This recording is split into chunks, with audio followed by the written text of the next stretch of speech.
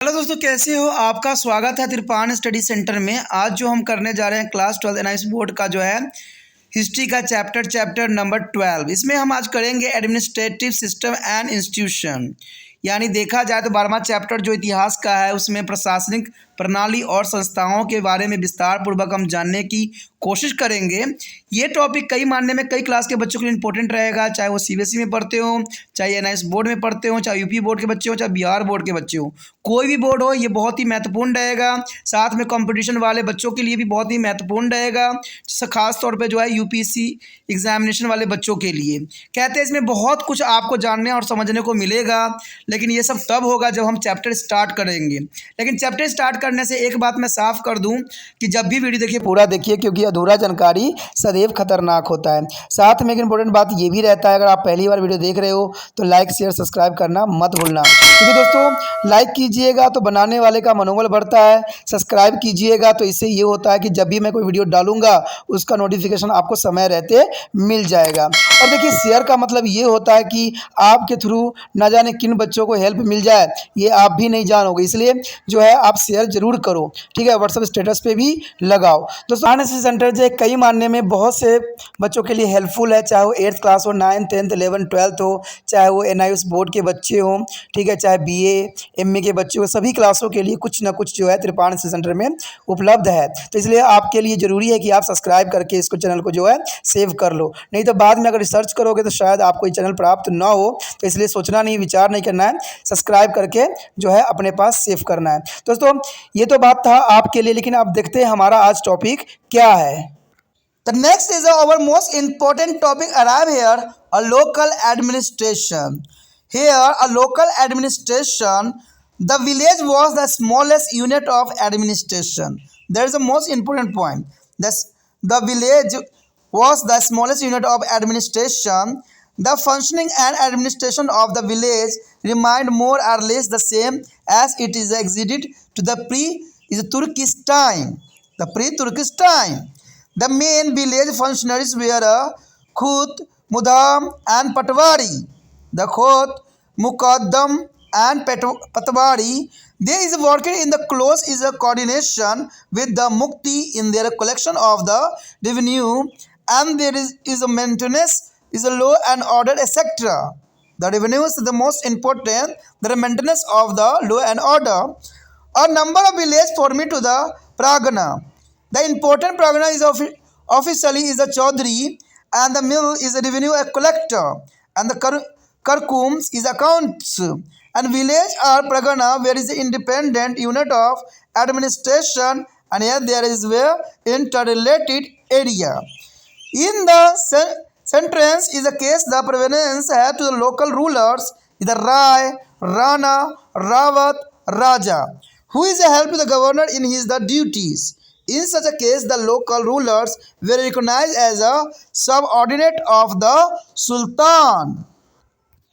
यदि हम आगे बात करें स्थानीय प्रशासन के ऊपर, तो ये काफ़ी महत्वपूर्ण रहेगा कि स्थानीय प्रशासन क्या होता है। स्थानीय प्रशासन की अगर बात करते हो तो जिस क्षेत्र में आप रहते हो वहाँ पर कौन जो है प्रशासन को संभालता है, तो इस बात पे निर्भर करती है।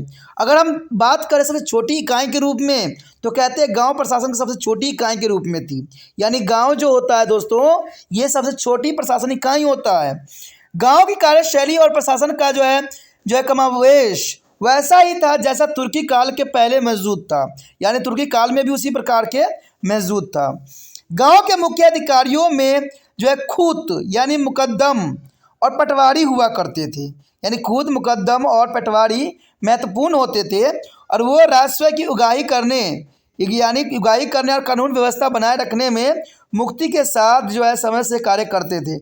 आप मुक्ति का मतलब तो समझ ही गए होंगे कि मुक्ति का मतलब क्या होता है। एक प्रांगण में अनेक गांव होते थे। अगर एक प्रांगण की बात करें तो प्रांगण में कई गांव जो थे सम्मिलित हुआ करते थे। प्रांगण के महत्वपूर्ण अधिकारी में चौधरी, आमिल, राजस्व एकत्र करने वाला हुआ करता था, और कारकूर और लेखाकार भी हुआ करता था। कहते हैं गांव और प्रांगण प्रशासन की जो है स्वतंत्र इकाई होती थी। यानी बहुत महत्वपूर्ण बात है कि गांव और प्रांगण प्रशासन की एक स्वतंत्र इकाई हुआ करता था, और तब भी कुछ क्षेत्र आपस में जुड़े हुए होते थे। कई मामलों में इन प्रांतों के स्थानीय शासक राय, रावत, रावत और राजा हुआ करते थे, जो गवर्नर को उसके कार्य में सहायता किया करते थे। कहते हैं एक दूसरे की सहायता करने से ही हर चीज़ आगे बढ़ता है। जैसे अगर आपके लिए तिरपान स्टडी सेंटर अच्छा करता है तो आपका भी फ़र्ज़ है कि ये वीडियो दूसरे बच्चे तक पहुंचाने में आपने तिरपान स्टडी सेंटर का हेल्प करना है। इससे जो अगर तिरपान स्टडी सेंटर को खुशी मिलती है कि दूसरे बच्चे जो है इसको देखते हैं, अच्छा कहते हैं, समझने की कोशिश करते हैं और उनको समझ में ही अच्छे से आ जाता है, तो मुझे बहुत खुशी होती है। कहते हैं इस खुशी को और बरकरार करना है तो आपको जो है इस वीडियो को शेयर जितना हो सके करना है। कहते हैं ऐसे मामलों में स्थानीय शासकों के सुल्तान के सहायक के रूप में मान्यता भी मिली हुई थी। तो कहते हैं सहायता करना हर क्षेत्र में जो है महत्वपूर्ण था। यहाँ पर जो है गवर्नर की सहायता करने के लिए बहुत से जो थे लोगों की नियुक्ति की जाती थी, जो इस तरह की चीज़ों में सहायता किया करते थे। जैसे राय, राणा, रावत, राजा, इस सारे के सारे गवर्नर के कार्य में सहायता किया करते थे। The next topic is most important here, a market reform and the Alauddin Khalji.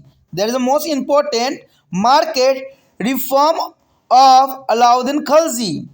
The market reform of Alauddin Khalji was oriented toward the administrative and military is a necessities. And Medials is a ruler believed that is a necessity of life, especially food grain, should be available to the city folk at the responsible price. But few rulers has been able to control the prices for any length of time. Alauddin Khalji was more or less the first ruler who looked at the problem of price control in a systematic is a manner and was able to maintain the stable price for the considerable period. That is the most important here. The problem of the price control in a systematic manner and able to maintain a stable price of the considerable period. It has been to the pointed on the Alauddin Khalji instituted their market control become after the Mongols is of Delhi. He went to the rescue a large army. All his treasures would be have to soon escalate if he was to be spend her resource on army. With the low price of the Sultan, there is could be a rescued a large army is the low expense is whatever is maybe a reason for the market reform and elaborate to the administrative arrangement where to the made to the ensure that a market control was following strictly. Alauddin is a fix the price of the commodities from the grain to the cloth, slabs, cattle, etc. That is the most important. And he also set up three markets at Delhi. The first for the food grain, and second for the cloth of all kind and expensive items such as sugar, ghee, oil, dry food, etc. And the third for the horse, slave, and cattle. For controlling the food price, Alauddin tried to control not only the supply of food grain for the villages and is a transportation to the cities by the grain is a merchant, but also it is a proper distribution to the citizen. A number of measures were taken to be see that price led down by the Sultan, where is strictly there is observed. As the officer Sehna was charged for the market to see that no one is volatile, there is a royal order. The where there is an intelligence officer and Munahiya is a secret spies and where also they are appointed. And Alauddin also is tried to be ensured that there was a sufficient stock of food grain with the government so that the traders did not be hike up the price of the creating or artificial scarcities are the ideals and preference. The granaries were to set up to the Delhi and the Chains Rajasthan, the Banjaras and the Karawanias who is transported the food grain from a countryside of the city were asked for from to himself in a body. And there where is a settle on there is the bank of the Yamuna with their family. On the official year, Senana was the appointment to the absorb them. To ensure the regular supply of food grain to be Banjaras as a number of regulations were made. All the food grain were to be bought to be a market is a mandis and sold only at the official price. The second is the market of the cloth, dry fruit and ghee etc. was called Israel Adal. All there is a cloth, both there is a different part of the country and also from outside the were to be stored and sold only in their market at a government rate. The ensure and the adequate supply of the commodities, all the merchants were registered and are did taken from to them that there would be a dry varying to the specified to the quantities of the commodities to be share a adal every year. The merchant who is both a commodities from a long distance, including foreign countries, were given to the advance money on their condition that there is would be no to sell to any intermediaries, and in case of the costly commodities is officer, an officer is was to be issue the permit of the Amir Malik etc. and for the purchases of the expensive of commodities in the accordance with their income, and this was done by the prevent any black marketing of this expensive product. The third market is a gillette of the horse, is a cattle and slave. The supply of the horse of good quality at a fair price was imported for the army, and Alauddin did away with their middleman of the Dalal, who had become very powerful. It was decided that the government fixed quality and price of the horses. Similarly, the price of slave boy and girl and the cattle were also fixed. But this reform did not be last long, and after death of the Alauddin, this reform has got lost. There is the most important. यहाँ पर जो हमारे समक्ष आया है बहुत ही महत्वपूर्ण topic Alauddin Khalji के बाजार सुधार। देखिए कहते हैं अगर प्रशासन अच्छे से चलाना है, अगर लोगों को जो है दिलों में राज करना है, तो कहते हैं महंगाई को कंट्रोल करना हर एक प्रशासन के लिए महत्वपूर्ण होता है, हर एक सरकार के लिए महत्वपूर्ण होता है। तो अलाउद्दीन खलजी के इस बात का जो है बिल्कुल ही आभास था और इसलिए उसने जो है बाज़ार को जो है कंट्रोल में करना शुरू कर दिया। कहते हैं बाज़ार कंट्रोल करना बहुत ही महत्वपूर्ण होता है, नहीं तो वहाँ पर जो है रेट जो होगा वहाँ पर कुछ और होगा, यहाँ पर कुछ और होगा। और ऐसा ही आज देखा जाए आधुनिक युग में भी होता है, यहाँ पर देखा जाए तो बहुत चीज़ें आप लोगों को कुछ इसी प्रकार से देखने को मिलेगा। कहते हैं कोई चीज़ का रेट यहाँ पर कुछ और होगा, वहाँ पर कोई कुछ और ले रहा होगा, तो ये सिस्टम सही नहीं है। इससे जो है लोगों का विश्वास जो है घटता है सरकार के ऊपर भी, और जिससे वस्तु खरीद रहे होते हैं उससे भी घटता है। कहते हैं वही रेट इसको महंगा बेच रहा है, वही रेट को वहाँ सस्ता बेच रहा है। तो आखिर ऐसा क्यों कर रहे हैं? सरकार को इस बात पे बहुत ही गौर करने की आवश्यकता है कि रेट के प्राइस पे जो है कंट्रोल करना ज़रूरी भी रहता है। तो यही बात जो है करके अलाउद्दीन खलजी ने जो है बाज़ार सिस्टम को लागू करके किया। कहते हैं अलाउद्दीन खलजी के बाज़ार सुधार प्रशासनिक और सैन्य आवश्यकताओं के अनुकूल थे, क्योंकि जैसा समय था उस अनुसार जो है बाज़ार सुधार काफ़ी महत्वपूर्ण था। मध्यकालीन शासकों का मानना था कि जीवन की आवश्यकताएं विशेष रूप से खाद्यान्न सभी देशवासियों को उचित कीमतों पर मुहैया कराया जाना चाहिए, जो कि बहुत अच्छी बात है। परंतु कुछ शासक कुछ समय तक ही कीमतों पर नियंत्रण रख सके। अलाउद्दीन खिलजी जो है कमाबोश ऐसा पहला शासक था जिसने कीमत नियंत्रण की समस्या पर जो है सुव्यवस्थित ढंग से अध्ययन किया। तो ये जनरल सी बात है, अच्छे अगर शासक है, अच्छा अगर प्रशासन चलाने वाला व्यक्ति है, तो सबसे पहले जो है कंट्रोलों पर नियंत्रण ही करेगा, क्योंकि इसी से जो है हर लोगों की जीवन चलती है। कहते हैं अगर हम इन जो है कीमतों पर कंट्रोल ना करें तो लोगों को जो है बहुत ही कष्ट होती है। और शायद ये बात आज के राजनीतिक नेता नहीं जानते हैं। आज के राजनीतिक नेता तो सिर्फ एक ही कार्य जानते हैं, कुर्सी को प्राप्त करना, इसके लिए उनको जो भी बनता है वो करते हैं। तो ये बात सही नहीं भी है। यह बताता है कि अलाउद्दीन खलजी ने बाजार नियंत्रण की जो है परिपाटी से चलाई थी, क्योंकि दिल्ली पर जो है मंगोल की जीत के बाद वह विशाल सेना भर्ती करना चाहता था। यदि सेना पर बड़ी राशि खर्च करनी पड़ती तो उसका सारा खजाना जल्दी ही समाप्त हो जाता। इसलिए सुल्तान चाहता था कि खर्च पर जो है विशाल सेना की भर्ती करें। यानी देखा जाए तो उसी खर्च पे जो है विशाल सेना की भर्ती करे। और इससे कैसे जो है मिल सकता है राहत, जब जो है प्राइसों में कंट्रोल होगा, तभी जो है इतना विशाल सेना को रखना संभव भी होगा। बाजार सुधारों के चलते कम कीमतों के जो भी कारण रहे हों, विस्तृत प्रशासनिक व्यवस्था पर सुनिश्चित करने के लिए की गई थी कि बाजार नियंत्रण का जो है अनुपालन सख्ती से किया जा सके। तो जरूरी भी है, सख्ती बढ़ती जाएगी तभी जो है प्रशासन भी अच्छे से चलेगा। कहते अलाउद्दीन ने अनाजों से लेकर कपड़ा, दासों और मवेशी आदि तक सभी वस्तुओं का जो है कीमत निर्धारित कर दी थी। उसने दिल्ली में 3 बाजार स्थापित किए। पहला बाजार खदानों के लिए था, दूसरा बाजार सभी प्रकार के कपड़े और महंगी वस्तुएं जैसे चीनी, घी, तेल और मेवे आदि के लिए हुआ करता था, और तीसरा जो होता था वो बाजार घोड़े, दासों और मवेशियों के लिए रखा गया था। यानी अलाउद्दीन खिलजी ने 3 तरह के जो है बाजार की व्यवस्था किया था।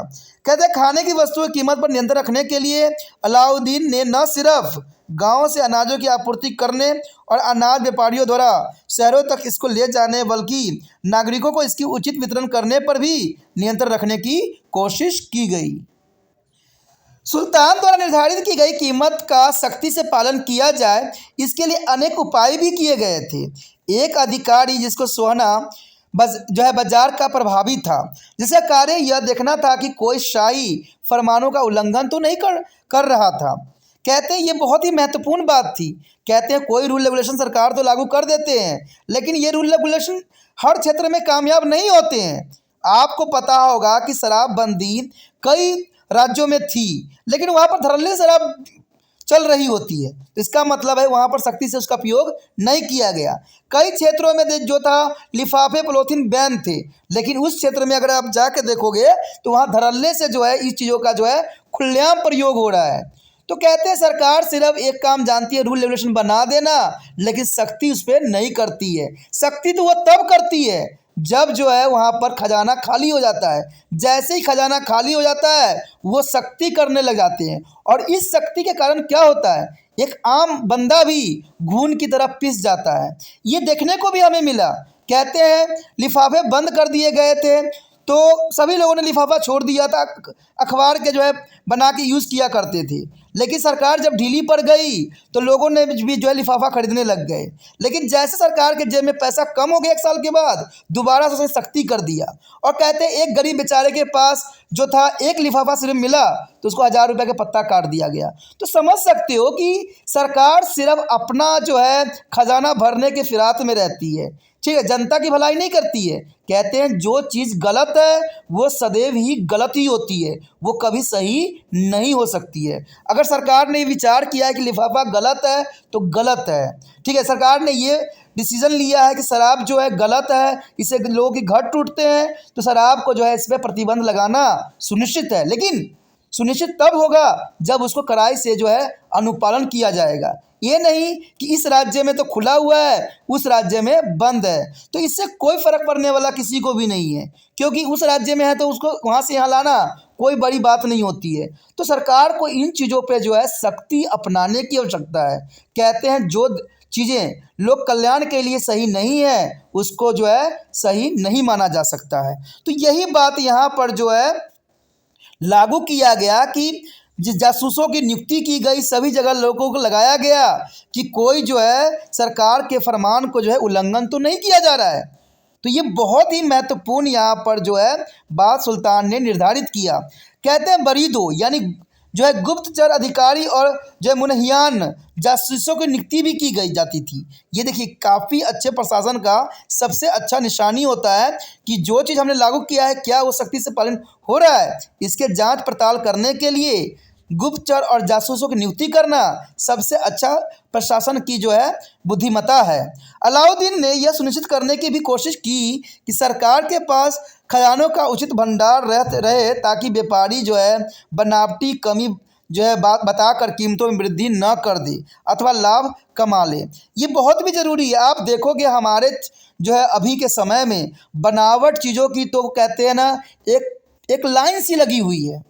तो मैं एक ही बात जानता हूँ, अगर बनावटी चीज़ आ रही है, मिलावटी चीज़ आ रही है और गलत चीज़ें आ रही है बाज़ार में, तो सरकार क्या सोई हुई है? सरकार को हम लोग जिताते इसलिए हैं कि सरकार हर चीज़ पे नियंत्रण रख के हर चीज़ों को सुव्यवस्थित करे। हम एक अकेला नागरिक क्या कर सकते हैं? कुछ नहीं कर सकते। लेकिन प्रशासन अगर एक बार उँगली उठाएगा तो सारे सिस्टम बदल जाएगा।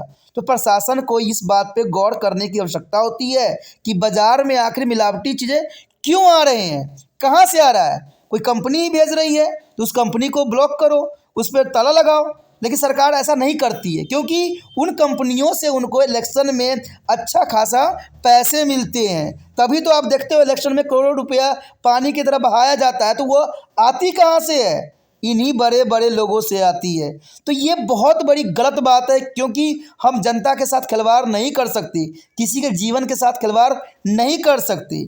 आपने देखा भी होगा, कई जगह टीवियों में भी दिखाते हैं कि आज दूध के जगह यूरिया यूज़ किया जा रहा है। तो ये देखिए कि कोई मासूम बच्चा उसको पी रहा होगा तो उसके जीवन पे क्या प्रभाव पड़ेगा, ये आपसे अच्छा कोई सोच नहीं सकता। और उस समय आपको प्रशासन को ही कोसोगे।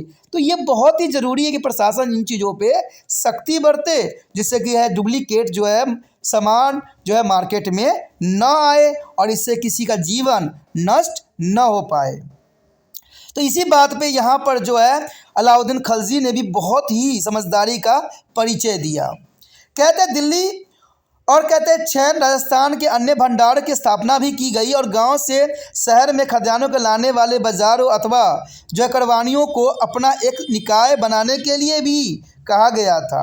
उन्हें अपने परिवार के साथ यमुना नदी के तटों पर बसाना था और उनकी निगरानी करने के लिए एक अधिकारी सेना की नियुक्ति की गई थी। बाजारों को नियमित रूप से उद्यानों की आपूर्ति सुनिश्चित करने के लिए कुछ नियम भी बनाए गए थे। सभी खाद्यान्नों को जो है बाजार मंडियों में लाया जाता था और उन्हें सरकारी कीमत पर ही बेचा जाता था। कपड़े, मेवे, घी आदि वाले दूसरे वस्तु को जो है सराय या अदल कहते थे। यानी दूसरा जो था बाजार प्रणाली थी। देश के कोने कोने से और विदेश से लाए गए सभी कपड़े यहाँ लाया जाता था, उन्हें एकत्र किया जाता था और इसे बाज़ार में सरकारी दरों पर ही बेचा जाता था। अब देखिए कितना इसने बहुत ही महत्वपूर्ण कदम उठाया गया कि सरकारी दरों पर बेचना। तो इसका मतलब है कि सस्ती ही होगी, क्योंकि सरकार हमेशा जो है सस्ती चीज़ों के दाम ही देती है। सभी वस्तुओं की पर्याप्त आपूर्ति सुनिश्चित करने के लिए सभी व्यापारियों का जो है पंजीकरण भी किया जाता था और उनसे इस बारे में जो है दस्तावेज भी लिया जाता था कि वह वस्तुओं को निर्धारित मात्रा प्रत्येक वर्ष सराय या अदल के रूप में लायक करेंगे। और विदेशी सहित दूर दूर से वस्तुओं को लाने वाले व्यापारियों को इस शर्त पर अग्रिम राशि दी गई कि वह मध्यस्थों को अपना माल नहीं बेचेंगे। कहते हैं महंगी वस्तुओं के लिए अधिकारी अमीरों, मालिकों आदि को उनकी आय के अनुसार इस महंगी वस्तु खरीदने के लिए परमिट यानी अनुमति जारी करता था। और यह इसलिए भी किया जाता था ताकि इस महंगे उत्पादों को काले बाजारी को रोका जा सके। कहते हैं हर समय काला बाजारी थी, लेकिन अच्छे प्रशासन के वजह कारण जो है काला बाजारी रोका भी जा सकता है। तो कहते हैं प्रशासन चलाने वाले व्यक्ति को इन सब बातों को जो है पुण्य अध्ययन करना चाहिए और समझना चाहिए कि जितना हो सके काला बाजारी को जो है रोकना उनका दायित्व है।